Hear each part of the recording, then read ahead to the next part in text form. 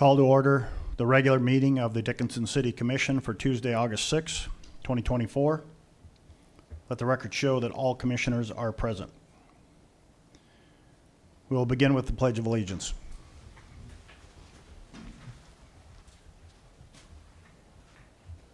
I pledge allegiance to the flag of the United States of America and to the republic for which it stands, one nation, under God, indivisible, with liberty and justice for all.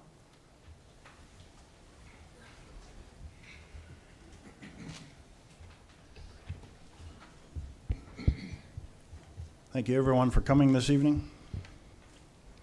First item of business is the order of business. Mr. Dossinger, are there any changes to the order of business? Good evening, Mr. President, members of the Commission. There is no change to the order of business this evening. Commissioners, any questions on the order of business as presented? Now I look for a motion on the order of business. Move to approve. We have a motion to approve. Second. With a second, any discussion on the order of business? All in favor of the order of business, state aye. Aye. Opposed, same sign. Next is the consent agenda. Are there any items on the consent agenda that commissioners wish to discuss? With no discussion on the consent agenda, I'd look for a motion. Mr. President, I move to approve. Motion to approve by Commissioner Bear, Second. second by Commissioner Frederick. Any further discussion on the consent agenda? Hearing none, we'll vote. Dr. Bear? Aye. Mr. Frederick? Aye. Mr. Oderman? Aye. Mr. Riddle? Aye. Chair votes aye. Motion carries.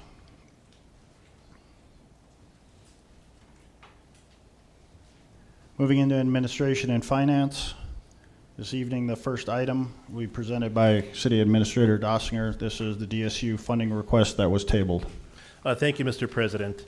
At the last City Commission meeting, Dickinson State University was on the agenda following up on their funding request for the Ag Building project. This item was tabled. The original ask from the City of Dickinson was $2 million. This is a great project, but I am recommending that the City Commission hold off on any commitment of funding till the City completes its budget work sessions. I think it's important that the Commissioners see the whole picture regarding upcoming projects and take into consideration the potential loss of property tax, gross production tax, and prairie dog. There are just too many unknowns out there at this time that could have budgetary impacts. My recommendation would be that the City holds off on any budgetary commitments at this time and reevaluates after November. Thank you, Mr. Dossinger. Any questions for Mr. Dossinger or City staff? Mr. President, Commissioner Bear? I would agree with Mr. Dossinger. The fact is, right now we got to hold back on how we're spending money because we don't know what the vote is going to be come the property tax that is going to be on the ballot on November. And I'm afraid if we proceed to fund this, we're going to be robbing Peter to pay Paul. And we have some other big funding requests coming up, one being funding for the terminal of the airport, which will be presented later on this evening. And the other one is the Dinosaur Museum, which I recently was privileged to be given a back scene tour. And they have multiple large specimens that they would like to put on display. And even though they did get the approval for some funding for increasing the building and storage, fact is they'll need additional funds down the road here if they're going to put any of those specimens on display. So I just feel we need to wait and see where the property tax measure is going to go and then decide from there. Thank you, Commissioner Bear. Just for the general public, I know the big discussion that was going on is if we would give this money to help with the arena, that this affects property tax. It doesn't come out of property tax. It comes out of economic development. It comes from the sales tax. It comes from if we would decide to use that as funding, it comes from the 30% of the 1 cent sales tax. So it has nothing to do with property tax. We dedicate 30% of the 1 cent every year to economic development. And we put that towards projects. So that amounts to basically 2.2 million to 2.4 million, Mrs. Carlson, a year that we put towards economic projects. And so it has nothing to do with property tax. Property tax solely goes into the general fund to work for operations of the city, to keep the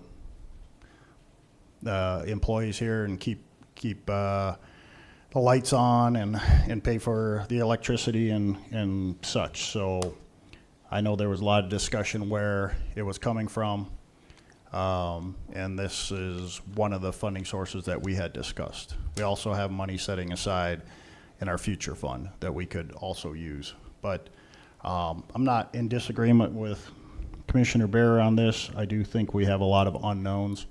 So I guess I'd like to hear from the other commissioners. Mr. President. Commissioner Oderman. Yeah, I mean, I tend to agree with both you and Dr. Bear. I think there's just a lot of really important unknowns. I would actually like to visit with DSU a little bit further about the community use aspect of that facility. I know that 4-H days used to be at that building, and then they moved to the south facility. And just curious if that's something that 4-H achievement days could be, if they could utilize that facility, if that's going to be as malleable of a facility as I think maybe the community could need or want. That's just some feedback that I've gotten from people in the community here the last couple of weeks that I think is worthwhile having a discussion with DSU about. Thank you, Commissioner Oderman. Mr. President. Commissioner Frederick.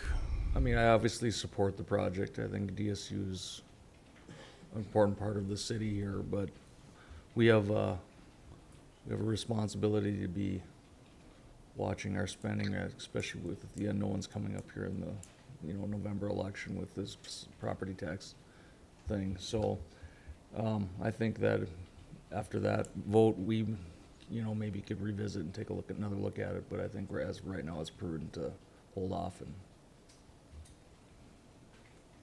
see what happens. So. Thank you, Commissioner Frederick. Mr. President. Commissioner Riddle.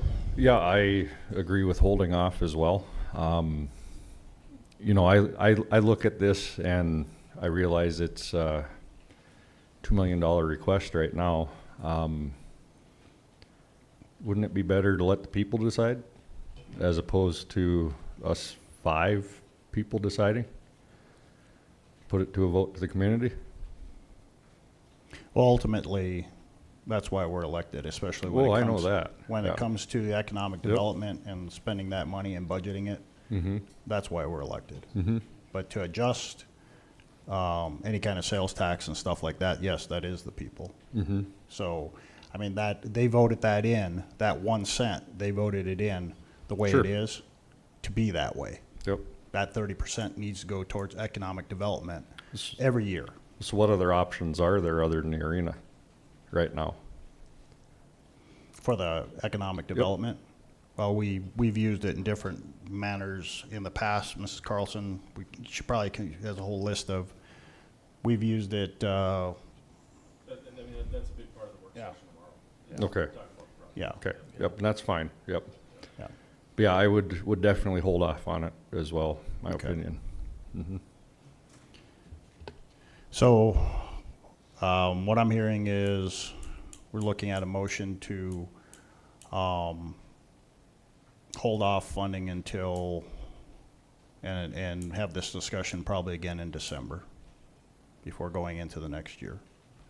Because the vote will be the second, or actually it'll be the first week, I think it Fifth, is. yeah. I think it's November Of 5th. Isn't it? November, so. Mrs. Winko, since we tabled this, do we need a vote to continue this discussion in December? I would say, Mr. President, I think the easiest thing to do in that situation, since no action is being taken this evening, is just for city staff to make a note to bring this back before you as an action item in December after we have a result for the election. I think that'll just be an administrative thing that will be back in front of you. Okay. So I guess the instruction to city staff is to bring this back to us at the beginning of December. So, and then Oh, we should know the second meeting in November. we should. I mean, I think it's better to deal with it sooner rather than later, so I would advocate for first meeting after the election and the Okay. general election in November. We have consensus on that? I'm good with that. Okay. So the first meeting after the election. So. And you'll, Mr. Dossinger, you'll let DSU know our decision? That is I'm sure correct. they're watching, but. I'll give Mr. Orton a call. Okay. Okay, moving along.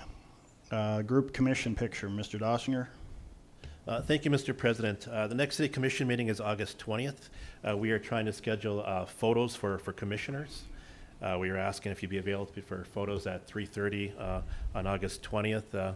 That'd be great. If not, please let Mrs. Binstock know, and we'll try to make another arrangement for the photos at that time. Okay, moving into finance tech job description, Mrs. Carlson? Thank you, President Decker and Commissioners. For the finance job description on July 16, 24 Commission meeting, the finance job description for the finance technician was tabled until there was a meeting with two commissioners, the city administrator and myself. Commissioner Bear, Commissioner Frederick, and Administrator Dossinger and myself met on Wednesday, July 24th, and discussion was had. The recommendation is to go forward, but to update the finance supervisor job description and post it internally and externally. Then second, take no action on the finance technician job description at this time. So with that, the deputy finance director, it's a reclass of the finance supervisor. It changes, your red line and the clear copy are in your packet. But just to go through a few of the items here, the changes included the title change, realigning responsibilities, some tasks and duties. The red line job description is also attached. Duties included supervision of finance and utility billing. Responsibilities include budget creation and annual audit preparation, overseeing the financial of grant administration, collaborating with all departments on debts, bonds, and loans, overseeing the financials of the city, capital infrastructure, and depreciation of fixed assets. The knowledge portion of it is municipal fund accounting, investment fund management. And then also for the education experience, a bachelor degree in finance, business, or related field. A public finance officer certification is preferred. 5 or more years of public finance experience. 2 years in a supervisory position or equivalent combination of education and experience. This will be a no change to the grade level. It's a grade 17 and it's exempt status. So it's a salaried position on that. Thank you, Mrs. Carlson. Any discussion on the deputy finance supervisor position?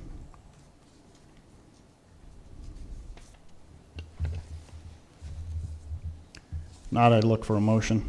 Mr. President, I move to approve. Motion to approve by Commissioner Bear, Second. second by Commissioner Oderman. Any further discussion?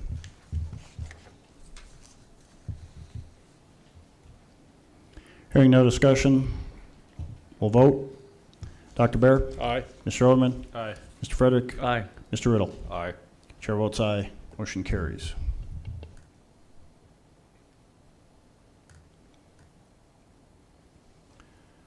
Next, Mrs. Carlson, you have the 2025 tax levy statement. Thank you, President Decker and Commissioners. So just before we get into the actual tax letter, there we go. I wanted to put something together for the public. This is from 2018 to 2025. And then the 2025 isn't estimated because of the estimated valuation amount. But these are the city mills that we have been getting in the last 8 years. And so that you can see that we are allowed 105 mills for the general fund.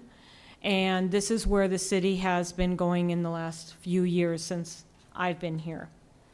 These mills are based on the valuation, and sorry for the small print there. The valuation is the amount that we have that states, it's through the assessing department. It includes construction, what our values are for sales and things like that. That's how they come up with this valuation. And then it's 1/1000th of that for per mill. But you can see where the line is up in 2018 and goes down. And if you compare that again back to the mills, valuation is up, our mills are down. Valuation is down, our mills are up. And that's how that runs on there. And these are the years that we have been using the straight $5,724,000 as our ask for the money that we need from city property tax to be able to run the general fund. So with that, the estimated taxable value at for 25's budget is $140,461,879. The total levied, again, $5,724,000. This is the breakdown. City general fund would be getting around $4.6 million, and then we also include the library of 4 mills and the Dickinson Airport for 4 mills. So this is the levy amount that we have for them.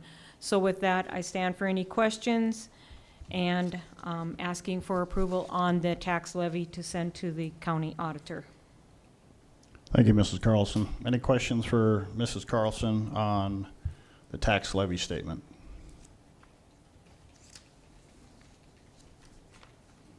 And as she stated, this is the 8th year running. We are asking for the exact same amount, and our property tax amount, $5.7 million. I think city staff has done a really good job this year with the budget, and so we'll keep plugging along as is with individuals and equipment that we have, and see how it falls this fall. So do you want a motion so you can send this over to the county, right? Correct. Yeah. Okay. So looking for a motion. Mr. President, Commissioner Riddle. move to approve. We have a motion to approve by Commissioner Riddle, Second. second by Commissioner Oderman. Any further discussion? Hearing none, we'll vote. Mr. Riddle, Aye. Mr. Oderman, Aye. Mr. Frederick, Aye. Dr. Bear. Aye. Chair votes aye, motion carries. Thank you. We'll move into community development. First item up this evening is Chapter 14 Code Amendment, Floodplain Model Ordinance. This will be presented by City Engineer and Community Development Director Skolchek. Good evening, Mr. President and Commissioners. Before you is the second reading for the consideration for the floodplain model ordinance to repeal and replace the existing ordinance 1404, which was the flood damage prevention ordinance. And this was approved on November 1st, 2010 by the City Commission. The new model ordinance is the recommended ordinance for all communities to be adopted in North Dakota, being it meets all federal and state requirements. And this is related to the flood insurance rate map updates across all of Stark County that are to be adopted officially August 28th, 2024. With the adoption of this model ordinance, the City of Dickinson will be eligible to continue our participation in the National Flood Insurance Program, or NFIP. The new floodplain model ordinance will be incorporated into Article 14 of the City of Dickinson Municipal Code Ordinance 1404 was a standalone ordinance and oftentimes difficult to find, and so this having incorporation into Article 14 will make it easier for the public and for staff. In the last city commission meeting, the ordinance number was assigned, and otherwise there was there was one other minor attribute that was changed. There was an extra space found in section 14.01.002 /1. That extra space was removed. So it was administrative review, caught the error, made that amendment. Otherwise, no other changes have been made. City engineering staff recommends approval. Thank you, Josh. This is ordinance number 1800. This is the second reading. Commissioners, do you have any questions on the Chapter 14 Code Amendment Floodplain Model Ordinance?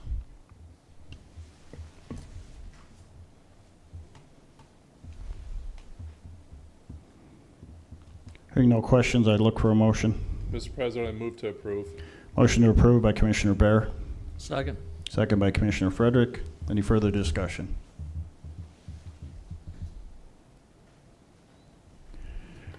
Hearing none, we'll vote. Dr. Bear, Aye. Mr. Frederick, Aye. Mr. Oderman, Aye. Mr. Riddle. Aye. Chair votes aye, motion carries. Mr. Skolach, oh, I guess this will be handled by, the penalty updates will be handled by City Attorney Winko, Chapter 7 Amendment. Thank you, Mr. President, Commissioners. In your packet, you have an ordinance amending and reenacting Section 7.180 of Chapter 7 relating to the building violations. As we discussed at the last meeting, the purpose of these updates is to make consistent the penalties that the city code has regarding building violations. It removes the requirement for a first conviction being an infraction and makes it a misdemeanor with any violation, whether it's a first or second offense. There have been no changes since the first reading, and staff would recommend approval. Thank you, Mrs. Winko. Any questions for Mrs. Winko on 1801? Mr. President. Commissioner Oderman? Mrs. Wanko, I don't know if this is a question for you or Mr. Schwint, but could you give us an example of what would classify as one of these violations? Absolutely. It would depend on, and when we get to the next portion of the, when we talk about Chapter 24, that's more of a specific example, but where we might find this would be a situation where we have a property that is got junk everywhere. There's dilapidated vehicles, they're not running, there is garbage or refuge on the property that just makes the property extremely unsightly. That would be a situation. We've also used this in situations where we've had to clean up property. If you can imagine when we had the condemnations proceedings about a year and a half ago, those types of violations would basically be this misdemeanor category. So this isn't a situation where somebody like pours a concrete pad? No. Okay, all right. It would take a lot for us to get to that point. Usually, these don't end up in my office unless all remedies have been exhausted by building and codes. Okay, So this is last resort. okay, thank you. Any further questions for Mrs. Winko or city staff?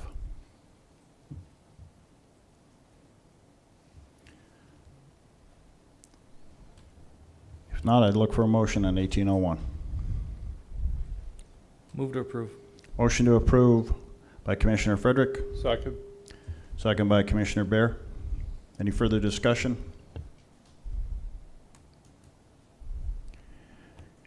Hearing none, we'll vote. Mr. Frederick, Aye. Dr. Bear, Aye. Mr. Oderman, Aye. Mr. Riddle. Aye. Chair votes aye, motion carries. Mrs. Winko, you have the Chapter 20 Amendment Weeds. Thank you, Mr. President, Commissioners. Included in your packet is an ordinance amending and reenacting Article 20.08 of the code relating to weeds. What we have done here is made a specific reference to weed height as it's allowed in the city of Dickinson. As we talked about previously, the city of Dickinson adopted and incorporated the International Property Maintenance Code, which provides that weeds and tall grass cannot exceed 10 inches. In this situation, what we've done is we've made this explicitly clear in our code, so nobody has to go look for the International Property Maintenance Code to find that. So this is to help the public find that information. There have been no additional changes since the first reading, and city staff would recommend approval. Thank you, Mrs. Winkle. Any questions for Mrs. Winkle or city staff? This is ordinance 1802. Mr. President, Commissioner Bear? just kind of a comment. I noticed, I mean, I agree with this, but I think there's some places here that within the city that we gotta make sure we keep cut too.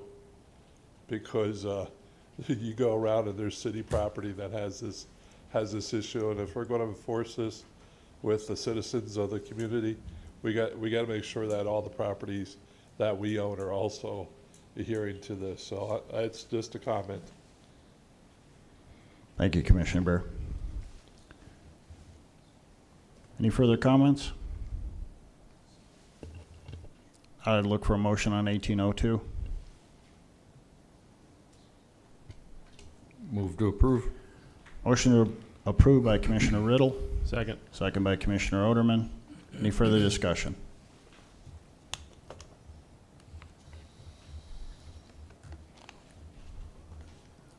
Hearing none, we'll vote. Mr. Riddle, Aye. Mr. Oderman, Aye. Dr. Bear, Aye. Mr. Frederick. Aye. Chair votes aye, motion carries. And I think we can get one more in here. Chapter 21 Amendment, Mobile Home Parks. Thank you, Mr. President, Commissioners. Included in your packet, again, is an ordinance amending and reenacting Article 21.40 and Article 21.5 regarding and relating to mobile home community licenses and campground licenses. As we previously discussed at the last meeting, we did add penalty sections regarding this. Those were omitted and hadn't been included previously. I did have a chance, city staff did meet with Mayor Decker and Commissioner Riddle to discuss certain elements of our mobile home enforcement in the city limits. As a result of that, I have gone back in and made a few minor adjustments to the proposed ordinance to make things a little bit more clear and consistent with what we are seeing in the Century Code. So the change that I have made is I've added a specific reference to the suspension and revocation of the license for not only the recreational parks but also the campgrounds. But it sets forth the requirements or the parameters for suspension or revocation. And then it would give an opportunity for those individuals to basically have an appeal should they desire to do that. And then, of course, if no appeal is taken, then the city would be able to proceed with suspending or revoking a license. And then consistent with what the state has, there is a penalty for operating without a license or operating during a suspension or revocation of a license. We do have this listed as a Class B misdemeanor. At the state level, it's an infraction. So we are a little bit more stringent in our requirements. But I think this will give us a better understanding of how we're going to address issues with licenses with mobile home parks and campgrounds. No other changes have been made, and I would recommend approval. Thank you, Mrs. Winkle. Any questions on 1803? This is dealing with our mobile home and campground licenses.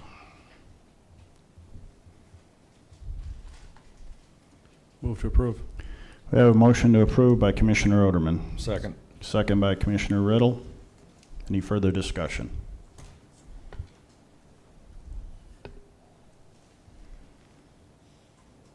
Hearing none, we'll vote. Mr. Oderman, Aye. Mr. Riddle, Aye. Mr. Frederick, Aye. Dr. Bear. Aye. Chair votes aye, motion carries. It is 5 o'clock, so we'll go into the public hearing section. First item this evening, we have our Theodore Roosevelt Regional Airport 2025 budget presentation. This will be presented by Airport Manager Brown.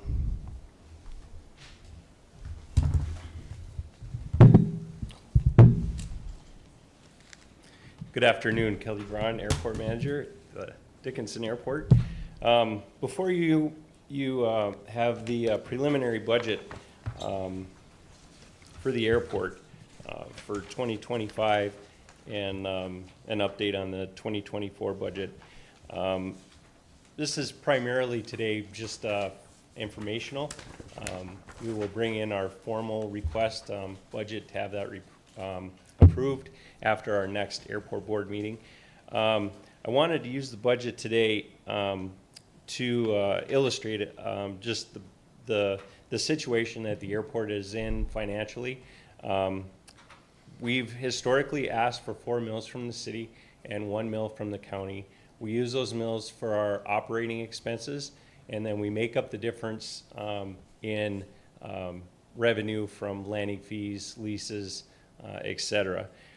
If you look over the last couple of years, we have pretty much been spot on with our budget projections, our expenditures, and our income. And we don't have a whole lot left over after the end of the year. And I'm using that to preference sorry, our proposal today, or our presentation today. The airport has undergone a terminal study where we looked at our existing terminal and a proposed new terminal. In that study, we looked at whether or not we could reuse or rehab our current facility, or if it would be better to develop a brand new terminal on a greenfield site. The budget illustrates that the airport can't take on projects like this without considerable help from the FAA, the state, and our local support, which is the city and Stark County. We've also been fortunate to receive some additional help from some of our neighboring counties, primarily Dunn County and Billings County, to get these projects done. So using the budget today to illustrate the point that the airport alone can't support big projects. So with that being said, I'd like to welcome Tom Schauer up. Tom is with Mead & Hunt. They're our engineering consulting firm at the airport. And we've got a presentation for you guys today to kind of walk you through where we're at and the direction we're going in development of the new terminal. Tom?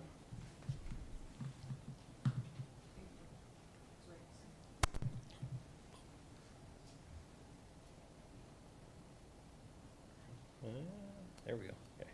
There you go. Thank you. As Kelly said, my name is Tom Schauer.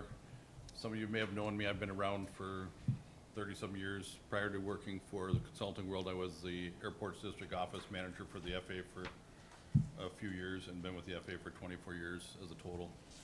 As we look today, we wanted to bring to you a terminal project. We're referring to these as generational. You guys just finished a runway project that really is another generational project where you're looking at these, doing those every 20 to 30 years. Major terminal projects are the same way. So as we go through this, we look at giving these. Excuse me, you might want to be a little bit closer to the mic so the people behind you can hear. Okay, is that better? As we give this presentation to a lot of different places, one of the things we try to highlight is things going on in your community. The biggest thing that we want to highlight is we're trying to, keep this on pace as quickly as we possible we can't match it exactly with the Theodore Roosevelt Presidential Library, but we're trying to keep it going as quickly as possible to get as close to that as we can. Obviously, the airport is an economic engine for your community. Most people that fly in and out of your community are what make the largest difference. If you look at business jets coming in and out, they're the kind of people that are bringing the large corporate development, a lot of the development for oil and things like that. The airport serves as a significant role in the community's economic impact. The state of North Dakota is in the process right now of updating that economic impact study that will have a new number for you on that as well at the end of the year. Having said that, we want to just highlight a couple of things. One, the existing terminal is roughly about 10,000 square feet, was developed back in 2001. If you go back in 2001, the type of aircraft coming in and out of Dickinson were actually prop aircraft.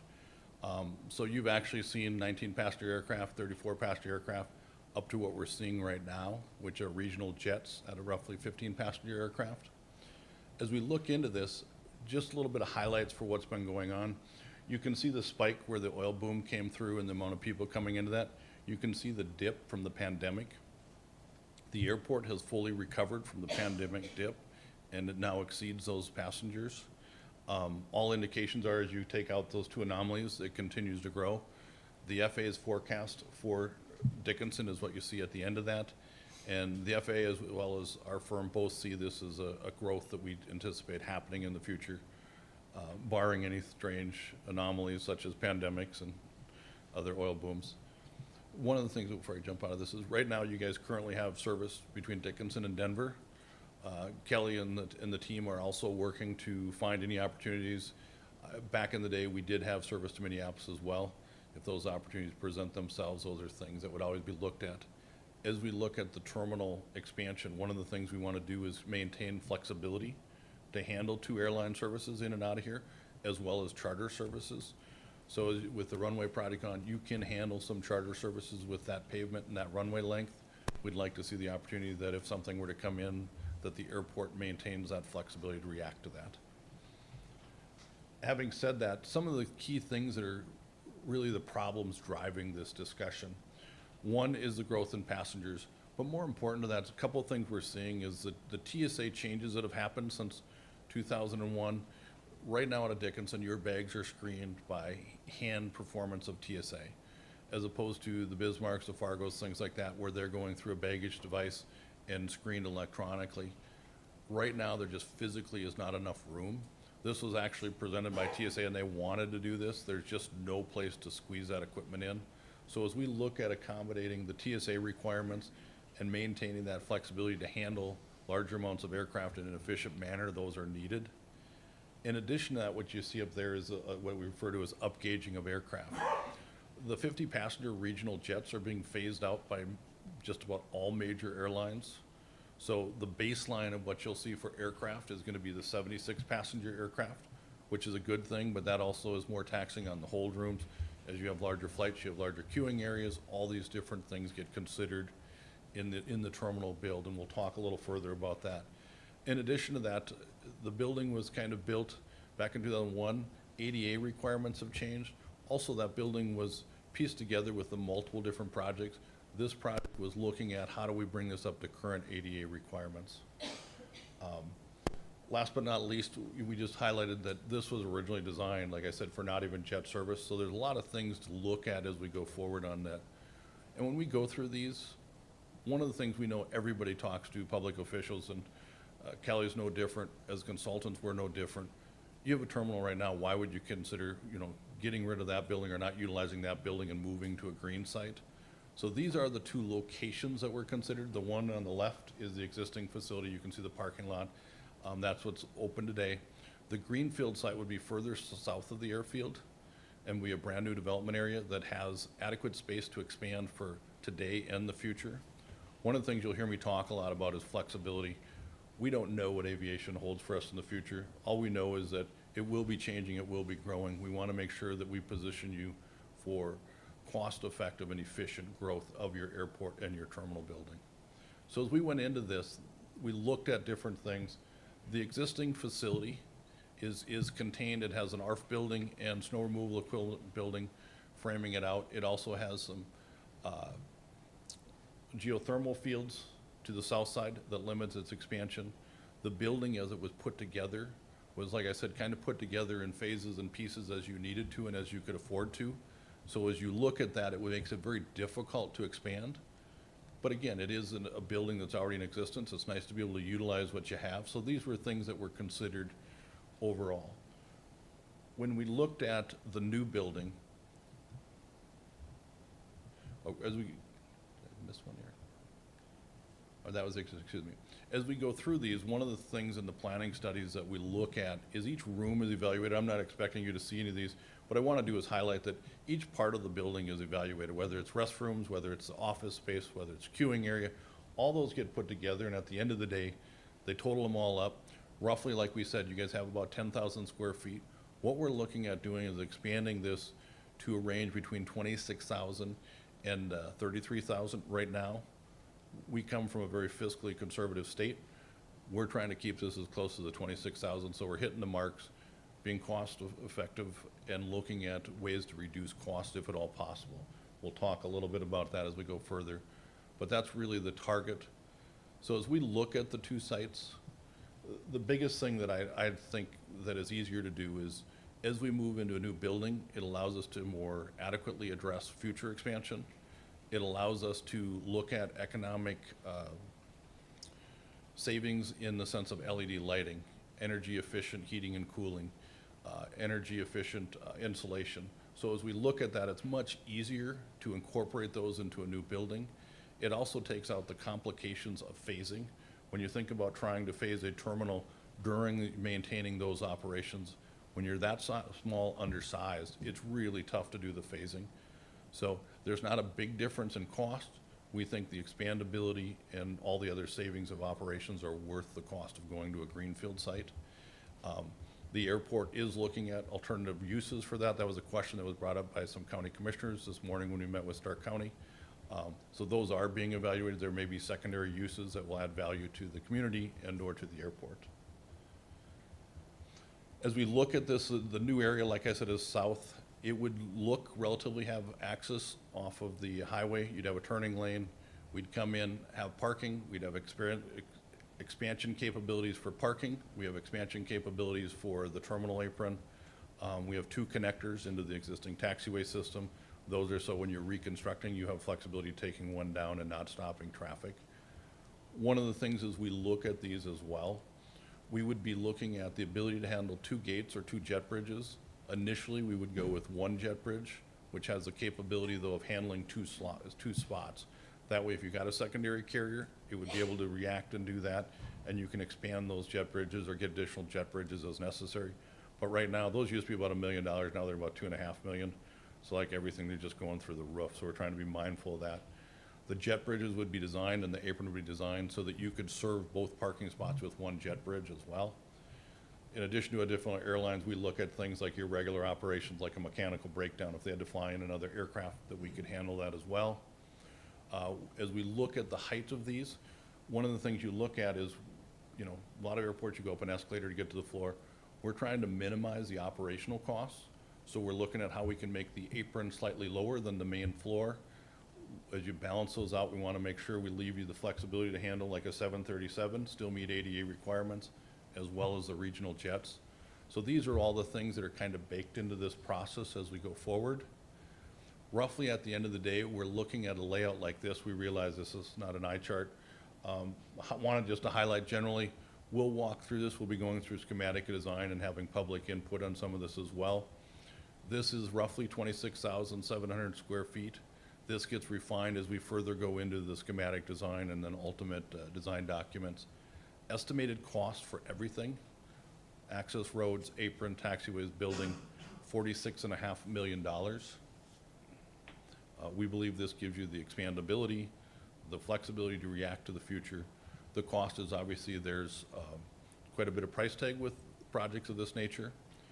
One of the things that is laid out on here is we have a centralized corridor, which does make it a little more difficult to expand, but you'd have to get to a notably larger number of operations and passengers before that would become an issue. As we go through that, one of the things we look, and I apologize for this, depending on the screens, this comes up a little bigger, but we did look at is the bottom dot. It is the existing terminal, and what it is a chart. The area on the left is the square feet, and the area on the right, or on the bottom, is the enplanements. We looked at other areas, our airports, to benchmark, so we want to make sure we're not building too big or too small. So you can see the two highlighted dots. The existing terminal, you'll notice we're the smallest for the amount of passengers, or even compared to just about anything. As we go up to the proposed terminal, we're more right-sized. There's some bigger, there's some smaller. We think we're hitting that sweet spot as we go through and look at all the different federal requirements for TSA and the security requirements that go with that. We talk a little bit about funding, and funding has been a very difficult issue for projects like this. We look at this in a manner of a couple different ways. One, the federal government has been at roughly $3.35 billion from 2020, or from 2000 to 2024. In 2024 now, the reauthorization just upped it to $4 billion. So if you look at, they're adding about a 20% increase in federal funding that's outside of some of the items like bill funding and different things like that. But project costs we're seeing over this time frame have gone up about 300%. So the federal competition for funding is incredibly difficult and is not near as beneficial for things like terminals. If you recall back during the runway project, there was a conglomeration of federal funding, state funding, county and city funding, as well as the airport authority. We're looking at that same recipe, trying to come in, pushing the FAA for as much money as possible. You'll see on there, the first item is AIP passenger entitlements. The airport is allocated a certain amount of money each year, predicated on its enplanements, and those are a given. You don't have to compete for that as long as the Federal Aviation Administration is funded. Those come forward. The next two are AIP discretionary and bill ATP funding. Both of those are competitive in nature, and we will be working with the FAA on that. In that process, what we do is we have been briefing congressional delegates, trying to get them on board. We work with the Bismarck Airport's district office, as well as the regional office in the FAA, trying to encourage them to find any funding that they can for this project. Early indications are not a lot of overexcitement by the FAA because there's many terminal projects going on in the country and competition's extremely high.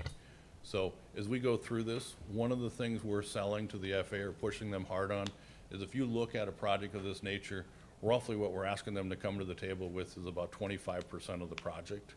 That's about the best deal they'll ever get, because usually people are at the table asking for 75 to 80% federal and the remaining local and state. The FAA is just not there. I mean, I deal with this all over across the country, and it's a tough battle. In addition to this, we're looking at state funding. Kelly, along with two other airport directors and the Airports Association of North Dakota, has been working on trying to get additional state funding for special, what I would refer to as generational projects. And in that process, we have met with state Senate leaders, state House leaders, the governor's staff, and looking at seeing if there's a way to get additional state funding. All meetings to date have been very receptive. They do look at the community's involvement and the amount of support they get from the community. And when I say the community, I'm looking at county, city, airport authority itself, making sure that everybody can be putting money in to some level. So that is one of the things they've asked us. Each of the groups have always asked us that. So just highlighting that point. Like I said, it's one of these things that $30 million from the state is almost a must to make a project of this magnitude happen. This is a speech that I give to many different states where I go in and talk to them with the federal funding shortfalls we're seeing. If states aren't coming to the table or communities in a very, very meaningful way, projects like this just will not happen. There's no financial path forward. So as we go through this process, we will keep working with state legislators, governor's office to get their engagement and answer any questions they may have. Right now, everything seems to be very promising, but as you all know too, is the property tax issue could derail all of this and put this all to the back burner. But these are the kind of things we're working on. On this, Kelly and myself will be briefing organizations like yourself, Stark County, other counties, to see what elements we can provide for information. We don't have a specific ask today, but we do have kind of a general outline as to the amount of money we think is going to be needed.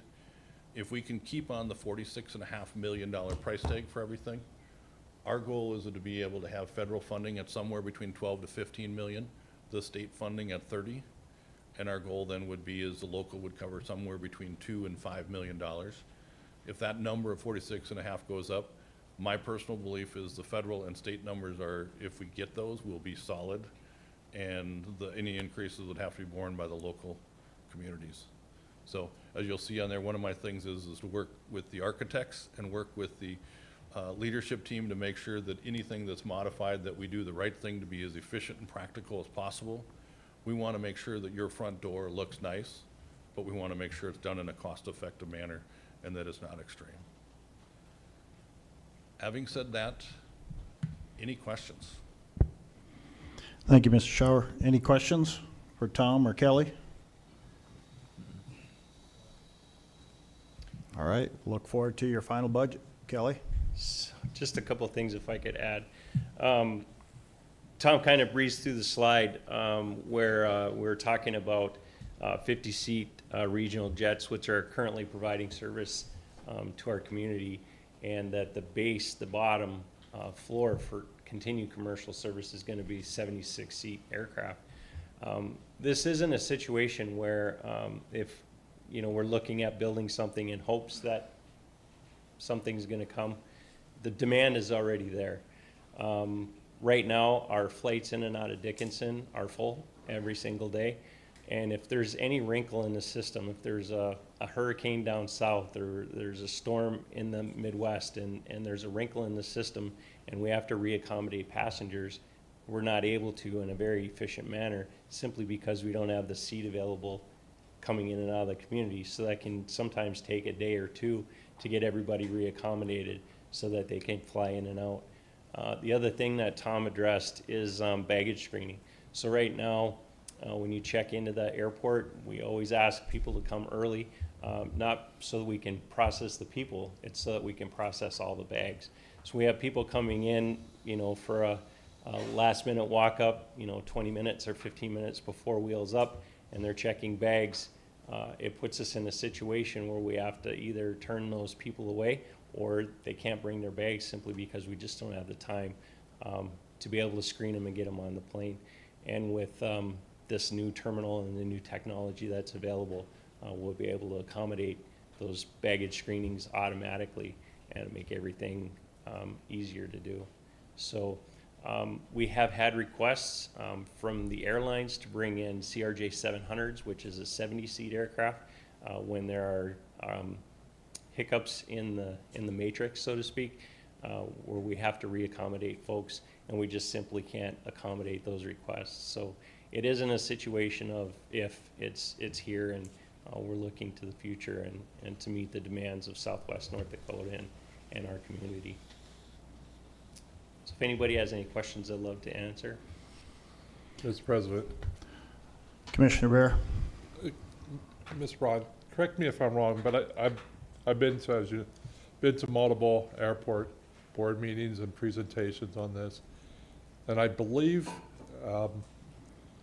that we're actually put in a position where we need to build a new terminal because of the jetways, and if we don't build those jetways, we could, again, correct me if I'm wrong, we could lose air service because of the airlines not wanting to have their jets subjected to the outside environment. Is that correct? Yeah, so that is correct. So that is part of a much larger equation. Really, what predicates all that is these newer aircraft, larger aircraft. We would not be able to accommodate them efficiently with the situation that we have right now with a walk-up stair. We would definitely need a jet bridge to be able to accommodate those aircraft. But it's one part of a very large equation. Okay, thank you. Any other questions for Mr. Brown? Mr. President, if I may, please. Yeah. Mr. Dossinger? Mr. Braun, from my notes from a 2023 presentation, you had indicated that there'd be about a $1.3 million ask from the city of Dickinson in 2025, about another $200,000 request in 26, followed up by about another $1.1 million request in 27. Is that timeline and request in the ballpark yet? Yeah, so we'd be looking to expend these funds in 26 and 27. So typically, we get those grants in from the feds and from the state, and we expend those funds first, and then the remaining local share, we expend those funds last. So they typically fund up to 90% complete, and then we pick up the local share for that remaining 10%. So we'd be looking at these funds in like 26, 27 timeframe. The ask today is if we could get a letter of support from the commission supporting this project so that we can take that forward as a banner to wave when we have these meetings with the feds and with the state, saying, the local community is on board with this, they support this project, and we'd like to move it forward. Thank you. Commissioners, anyone opposed to us sending a letter of support for this project? Mr. President, would that take a motion? Yes, it would. Then I make the motion to proceed to give a letter of support from the city of Dickinson to Mr. Braun and the airport for going forward with this project. Second. We have a motion by Commissioner Bear to provide a letter of support to the airport to in support of this project, seconded by Commissioner Oderman. Any further discussion?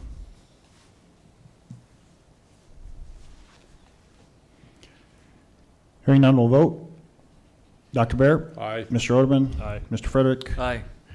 Mr. Riddle? Aye. Chair votes aye. Motion carries. Anything else, Mr. Brown? All right, appreciate it. Thanks for your time this afternoon. Appreciate the support. Thank you. Mr. President, do we have to approve their budget at all? That's not the final. That was Okay, just all right, a good. preliminary kind of. So next up, we have a public hearing, Chapter 9, 29 Code Amendment for Drug and Alcohol. This will be presented by Risk Management Specialist Beck. Good evening, Commissioners, or President Decker and Commissioners. I'm here to present the major points of change with our drug and alcohol policy for city ordinance. The biggest one that we did was a complete revision. A complete revision of the content of the drug and alcohol policy. The original policy was a jumbled mess of our two classes of current employees, which were FMCSA governed and non-DOT, non-safety sensitive. So we straightened it out so that we had all of the criteria of the drug and alcohol policy. We also made a change to section 23.0 definitions. We changed the responsibility of the FMCSA regulations from human resources to risk management. It just made more sense for that to come over to me because I've handled it when I at a prior employment. So we added a definition for actual knowledge so that employees understand what the admission of use means. We clarified the definition of what off-duty testing means by just basically cutting and pasting what the FMCSA considers to be off-duty testing. Section 23.3.4, after-hours drug and alcohol testing was added to the policy because we have a lack of after-hours testing facilities to take employees to. So now there are two of us who have been certified in UA collection and breath alcohol testing in order to fulfill this obligation. Section 23.3.5, supervisor training on drug and alcohol abuse. We clarified the expectation of training that supervisors must receive annually as a part of their employment with the city. Section 23.4, which is forms of discipline. We wanted to adopt a policy that mirrored what the city of Minot is currently using. It involves a 2-strike rule within 5 years. First offense, the employee must go to a SAP or substance abuse professional and follow their guidance as far as rehabilitation. At this point, the employee incurs all expenses related to the SAP and will also have to pay for their return to duty testing in order to resume employment with the city. If a second offense occurs within 5 years, it clarifies that this will result in immediate termination of their employment. Section 23.6.1.1, alcohol prohibition employees must. We wanted to clarify the disciplinary action for employees' actions considered to be a refusal to test, which is now termination. Section 23.6.1.2, controlled substance prohibition employees must. It summarized the information to clean up multiple references of the same topic. And then it clarified the disciplinary action for employees whose actions are considered to be a refusal to test, which is termination. Section 23.7.1, testing for drugs and alcohol. Clarified the difference between the two groups and explains what is considered allowable testing for our non-DOT, non-safety sensitive employees. It clarifies who is allowed to receive information in regards to drug and alcohol violations. It added a section on controlled substances, substance use disclosure information. Section 23.7.2.3, post-accident testing. We wanted to clarify the procedures for testing employees who are traveling outside the city's geographical area using city vehicles. In conclusion, the revision of the drug and alcohol policy gives the ability to add new sections for different testing groups as determined by city administration for the safety and welfare of the employees, and making it easier to enforce the policy without confusion. This will in turn reduce the potential of liability to the city by removing the chance of favoritism or setting a precedence by how each case is handled. The civil service has approved the policy. City Attorney Wanko has reviewed the changes, and city staff recommends approval. Any questions? Thank you, Mr. Beck. Any questions before we go to the public hearing on the Chapter 29 Code Amendment? Did you practice that in the mirror? Yes. Again and again and again. That was a mouthful. All right. Any other questions or comments? Not, we'll have the public hearing. Anyone from the public has any concerns with the change in our Chapter 29 Code Amendment to drug and alcohol? Please come forward, state your name. Let us know your concerns. This is Ordinance 1805. Anyone from the public have any concerns with the changes to Chapter 29 Code Amendment, our drug and alcohol policy? If you're watching online, you may call in at 701-456-7006.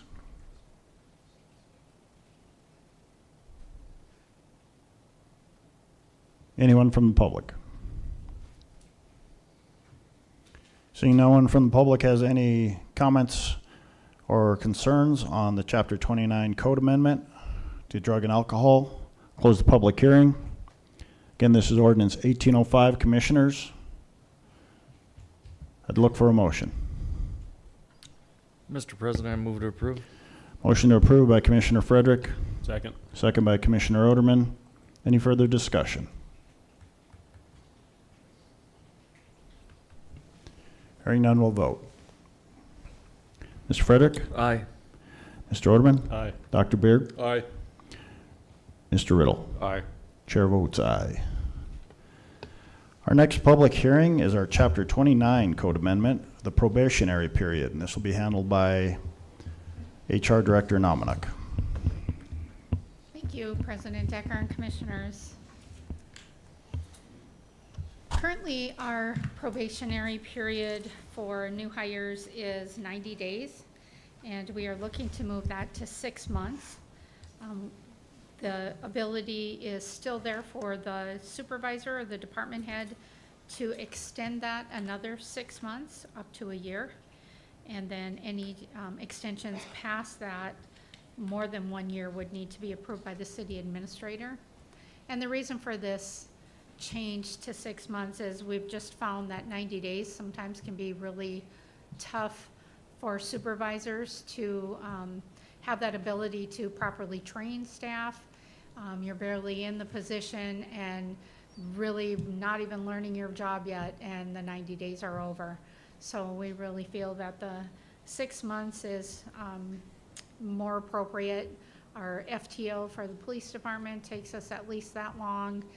Fire department is finding that they're even extending to sometimes a year to be able to really get them the time to be in that position long enough to know if they're doing well. So we have taken this to civil service. City staff and civil service recommend approval. I'll stand for any questions. Thank you, Mrs. Nominick. Commissioners, any questions for Mrs. Nominick on the change to probationary period, chapter 29? This is ordinance 1806. Mr. President, Commissioner Oderman? I'm not opposed to this change, but I do have a question. And maybe it's a question for Mr. Dossinger. In what world would we approve a probationary period beyond 1 year? Commissioner Oderman, there may be a case where this employee has been out sick for an extended period Okay. of time. Be very rare. But Okay. there may be something, the individual's out on maternity leave or an extended period of sick leave where we actually got very little time to observe that employee conducting the job duties. That's a good answer. We didn't even practice that. Good job.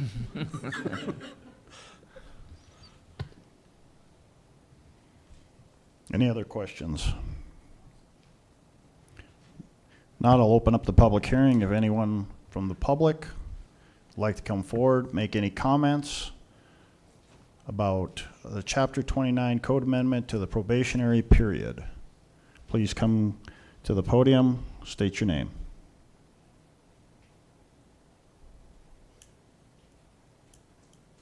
Anyone from the public? If you're watching online, 701-456-7006. Again, this is ordinance 1806. This is the change to our chapter 29 probationary period. Anyone from the public?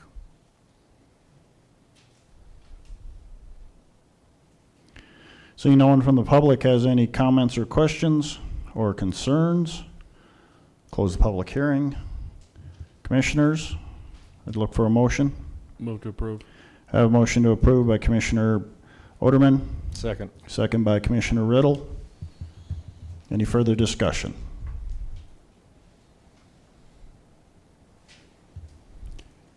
Hearing no further discussion, we'll go ahead and vote. Mr. Oderman, Aye. Mr. Riddle, Aye. Mr. Frederick, Aye. Dr. Bear. Aye. Chair votes aye, motion carries. Thank you. Thank you, Mrs. Nominick. Now's the time for the public comments, not on the agenda. If you wish to come forward, please approach the podium. State your name.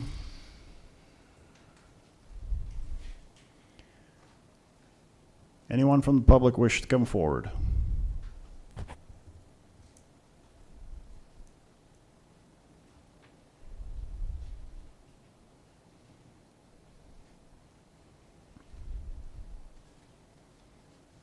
Evening, I'm David Steinbach. I was reading this, I was gonna voice my opinion on this agricultural building that was tabled. I'm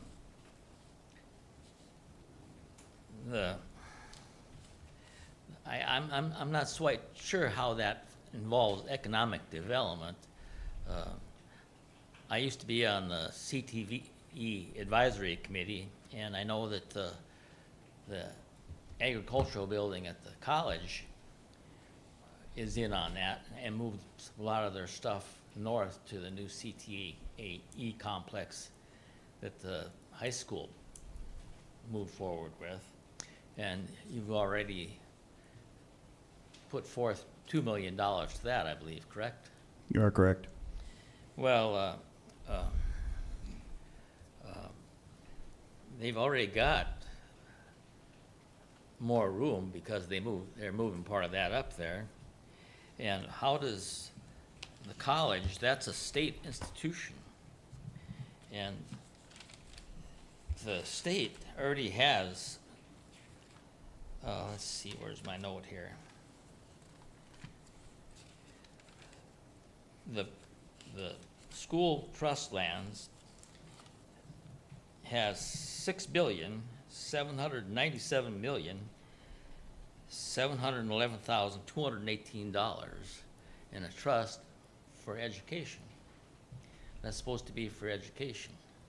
Plus, they also got $10 billion in the legacy fund. Now, why should the city of Dickinson be putting $2 million when the state has billions of dollars sitting there that they don't spend, and I haven't quite understood why they've got all this money sitting in limbo. And every time a school they need a new school or something, you're hitting the taxpayers up for more money on something, and the state's sitting on billions and billions of dollars. I guess I can't understand why the city commission thinks that we should be spending the money for something that there's all this sitting there just in limbo for. And you mentioned that that money is from the 1%, 1.5% sales tax? 1 cent. When that was voted in, I believe that part of that was for property tax, It does provide property tax relief. yeah, relief. Well, why don't you use that extra $2 million that you have here? You talk about having extra money in the article in the paper. Why don't you use that for the residents of the city of Dickinson when you're going around doing these street improvements and stuff? They're coming through my area next year, and they've marked up way more curb and gutter than they did in the other areas. I've walked through and checked them over. I met with Mr. Skolzcheck, I believe it is. We had a meeting, and I went through an area that was done in 2021, and a great percentage of those curb and gutters that they replaced are cracked already, probably just as bad as they were before they replaced them. And then you're sticking all that money, all that expense onto the property owner when it's the city street. Now, I don't see how the curb and gutter on the city street is any, should be charged to the property owners. I mean, right now, the taxes and the economy in the country is out through the roof. Go to the grocery store, you can't even cover the bottom of your cart, and you got $100, and then you come along and all of a sudden you move in and you throw all that extra expense on the property owners. I don't know how this came up. I've been told it's been in effect for, 5 years now? What's that, sir? Huh? What has been in effect for 5 years?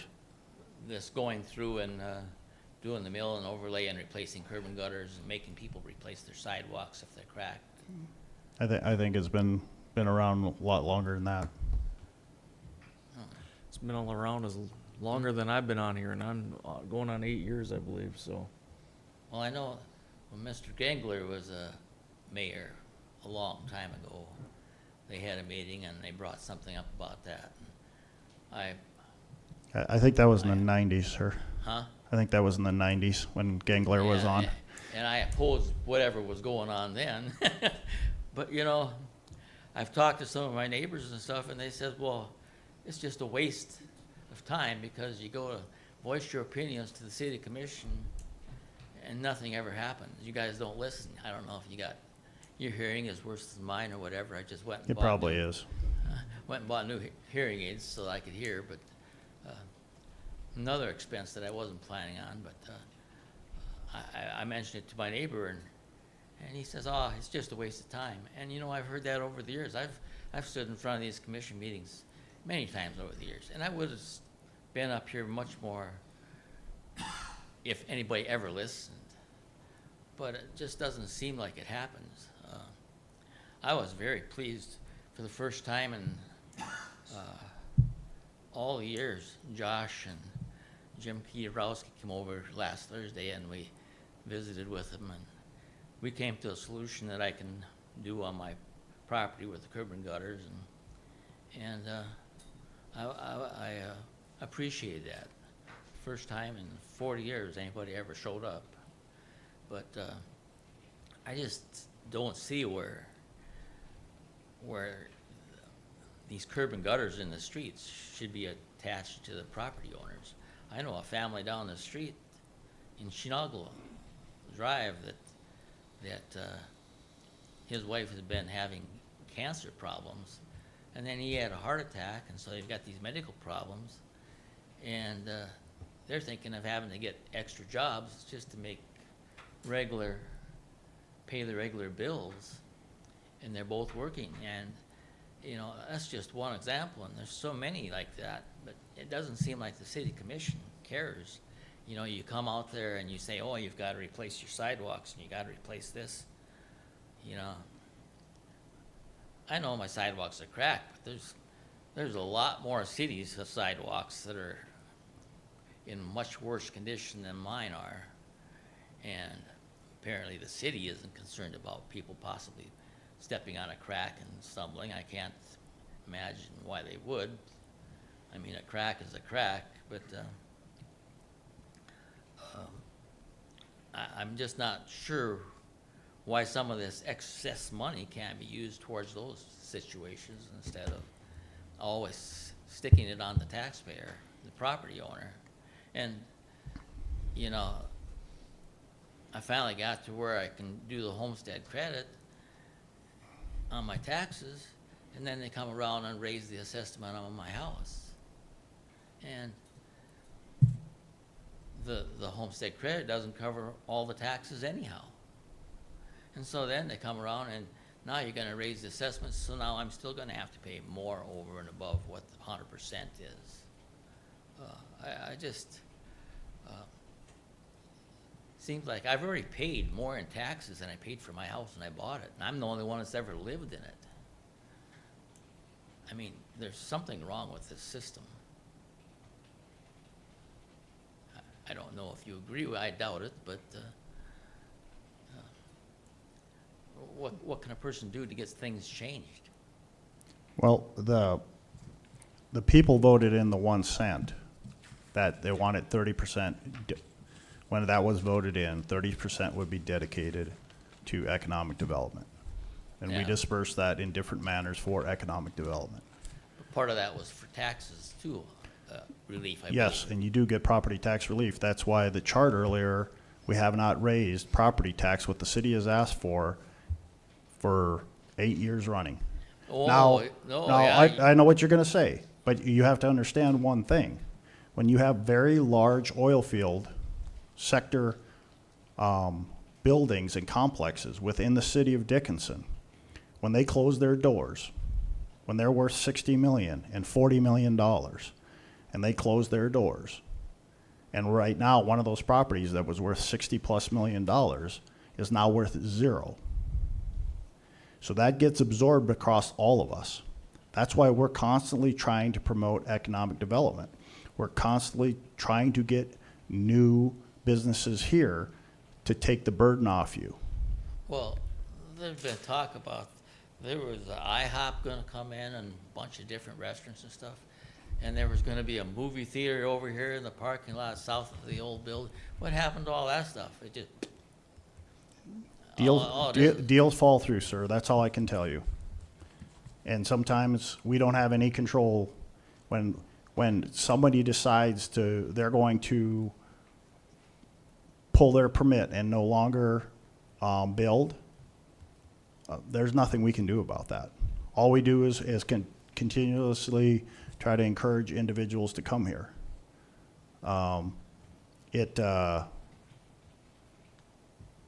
There are facilities right now that are in the works to come here. I'm sure we'll get none of the credit for it when they do open, but it's us working to bring them here. A portion of that money was dedicated to start development. We give roughly $750,000 or $800,000 to start development every year to help with the promotion of economic development. So we're trying every day to bring new businesses here. There's going to be a new feed processing company coming to town too. Nobody's heard about it, but it's coming. Provides jobs. Not that we need a whole lot more jobs here, we need more workers, but right now what we need, and any of you, you can ask any of the commissioners sitting here, we need more houses to house these workers, and we need more daycares. And that's all the things that we're constantly working on in economic development that try to get this, to keep Dickinson viable, that we're not relying on one source. Like some cities in the West, they rely on one source. We're very fortunate here. We have manufacturing, we have ag, we have energy, we have hospitality, tourism, and that's that mechanism that we're constantly working on, just like the presentation tonight with the Theodore Roosevelt Regional Airport. Some people will say, well, that's just a waste of money for us in the county to participate in that. I never fly, right? That's what they'll say, Yep. right? It's a waste of money. My wife won't step on a plane. There you have it. So to you, it's a waste of money. But to 90% of the people that fly, they look at that as an avenue, and they look at that as economic development. And it might not appease you or your wife. I'm in the same boat with you. I have a wife that won't get on a plane. So every time I go somewhere, I got to drive, right? Or fly by myself, which is not an alternative.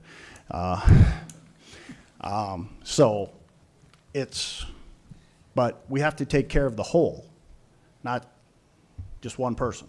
You kind of stepped aside there when you said, I know what you're going to say. No, you don't. You haven't raised the mill levy, but you keep raising the assessed value of the house. So it doesn't matter whether the mill levy's changed. If you raise the assessed value of the house, the taxes are still going up. Sir, I had Mr. Hirschfield over there. so he explained it to you, right? Huh? How our hands are tied by the state? Huh? Our hands are tied by the state on valuation. He explained that to you. He came over there, and I showed him that nothing has changed in my house since the day we moved in. Things are wore out. It's outdated. If somebody came in there, my wife and I fell over dead and they sold our house, why, it would be worth diddly works, because they would come in and say, oh, gee, they still got everything from the 70s in here. And then he comes over and has the nerve to say, oh, it doesn't matter. Somebody would pay that X number of dollars anyhow. And I think, you're crazy. You know, they come over now, I say I have to replace my sidewalks and stuff. Well, my driveway's settled 5.5 inches. So I thought, well, I might as well do that too. And so there's over $20,000 just for my sidewalks and the driveway. And that wasn't including 2 months later when they came down and decided to mark up the curb and gutter all the way around my house that wasn't marked up the first time they came with this. And luckily I managed to get that resolved where I can do it a lot cheaper than having them come in and tear it all out. So, sir, you would say that you had like a good working meeting with? Yes, I did. Yeah, okay. Yeah. That's good to hear. And I have to say that, like, I would encourage you to just share that with your neighbors and anybody else in town. Josh has been doing a really great job of trying to work with citizens. So I had ran into a city employee that worked out the water treatment plant, and he told me what they used out there for concrete preservation and stuff, and I researched it, and I've got I was going to do it to my whole driveway, but it's just getting to the point where it's pointless. But at least the curb and gutters, those cracks have been there for years. And I went and showed Josh the other area where they done, and they never replaced a great percentage of those that were cracked, and it's not showing any signs of deteriorating any worse. So I'm sure I've got a plan on how to do it, and I have done a lot of cement work, so if there's anybody's concerned about that. But yeah, I was very pleased with him and Mr. Kiedorowski coming over, and we had a good two-hour meeting. So, but, I appreciate you that's all saying I that. have. Yeah, thank you. Okay.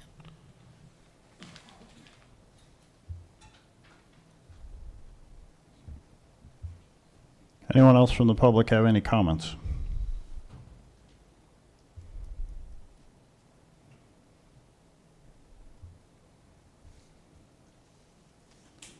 We'll go ahead and close the public hearing. Go back to the normal agenda.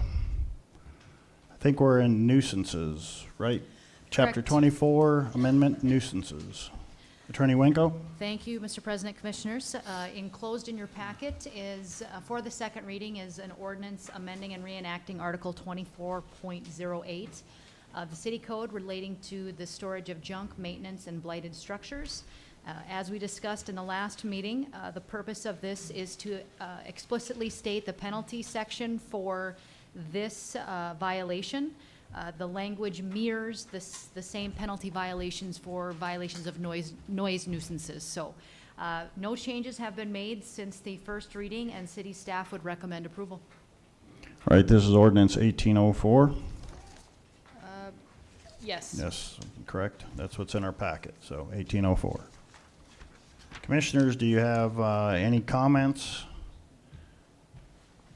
on the ordinance amending and reenacting Article 24.08 of the City Code for the City of Dickinson, North Dakota relating to the storage of junk, maintenance of blighted structures, etc.? Not, I'd look for a motion. Mr. President, move to approve. Motion to approve by Commissioner Frederick, Second. second by Commissioner Bear. Any further discussion? Hearing none, we'll vote. Mr. Frederick? Aye. Dr. Bear? Aye. Mr. Riddle? Aye. Chair votes aye, motion carries. And we'll move into the North Industries Street Contract Amendment with Brown Intertech. This will be handled by Community Development Director Skolzczyk. Good evening, Mr. President, Commissioners. For your consideration is an amendment to the engineering service contract with Braun Intertech. This amendment is to perform soil boring, sampling, and testing for the North Industries SID area, as shown in the vicinity map. The cost of the services, cost of services are associated with the testing and everything is $25,190 on a time and material basis. In this case, they'll be doing 3 specific cement stabilized soil mix designs, and that will be part of that SID for that area, working on getting that finalized as we finalize the plans for the road and stormwater improvement project, and city engineering staff recommends approval. Thank you, Mr. Skolzczyk. Commissioners, any comments, questions for this geotech contract amendment?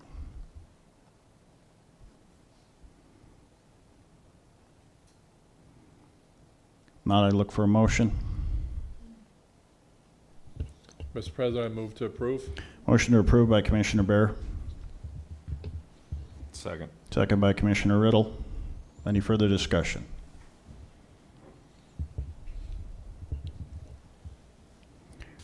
Hearing none, we'll vote. Dr. Bear? Aye. Mr. Riddle? Aye. Mr. Frederick? Aye. Chair votes aye, motion carries. Mr. Skolzczyk, you have a voluntary special improvement district for 33 7th Avenue West. Good evening again, Mr. President and Commissioners. For consideration is a resolution to authorize the voluntary special assessment for the sanitary sewer service replacement. The image didn't get on there. For the property owners, Catherine I. Hale, at the parcel description of Lot 2, Block 18 of Young's Addition to the City of Dickinson. Physical property address, as stated by Mr. President, is 33 7th Avenue West. Terms of the special assessment will match the SID District 2024-02-1, which is 5.9% interest over a 10-year term. That SID District 2024-02-1 was approved by the City Commission at the January 23rd, 2024 City Commission meeting. Property owner is voluntarily requesting the sanitary sewer service be replaced, and they'd like to get this done while the contractor is on site and available. City engineering staff recommends approval. Thank you. This is Resolution 35-2024. Any questions for city staff? Mr. President, move to approve. Have a motion to approve by Commissioner Frederick, Second? second by Commissioner Bear. Any further discussion?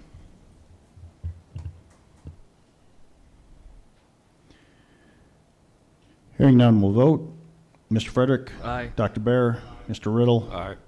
Chair votes aye. Motion carries. Mr. Skloszczyk, you have an introduction to make. So good evening again, Mr. President, Commissioners. It's my pleasure to introduce to you the new city planner, Natalie Burchak. She comes to us from the state of Ohio, and Monday was her first day with the city, so she's on day 2. So with that, she wants to give a little presentation. Hello, Commissioners. So yes, as Josh mentioned, I'm Natalie Burchak. Just for brief history of my experience with planning, over the past spring, I graduated with my Bachelor's of City and Regional Planning with a minor in aviation from the Ohio State University, sorry. And then during my time with the university, I also worked with the City of Delaware, which is a suburb of Columbus, as well as the City of Sandusky with zoning, housing, and a lot of sustainable development. And I'm looking forward to working with the City of Dickinson as well. Welcome aboard. Welcome aboard, Natalie. Thank you for having me. I'm sure he's keeping you busy. Yeah. No lack of that. True. Well, thank you so much. All right, Commissioners, is there anything that's on your agenda that you wish to discuss? Mr. President, Commissioner Bear. I'd like to thank Mr. Skloszczyk for, he and I had a talk after a budget meeting about road construction going on there on 15th Street, and a little piece that goes off of 15th going east along the Grand Dakota Hotel. I saw, and that's been nicely fixed, and I just want to say they did a really nice job on 15th. It's not like off-roading anymore, so it's actually a smooth drive, so they did a fabulous job. Yeah. Well, it's a process, and you've seen that I know you live in close proximity to that, and I know there was a lot of frustration early on with individuals, but it is a process to do it correctly. If you don't build the road correctly, it's going to fall apart, and we'll be back to square one. So Yeah, well, they did a really good job. Yep, they did. So, anything out else, good. Commissioners? No. All right, I'd look for a motion to adjourn. So moved. Second. We are adjourned.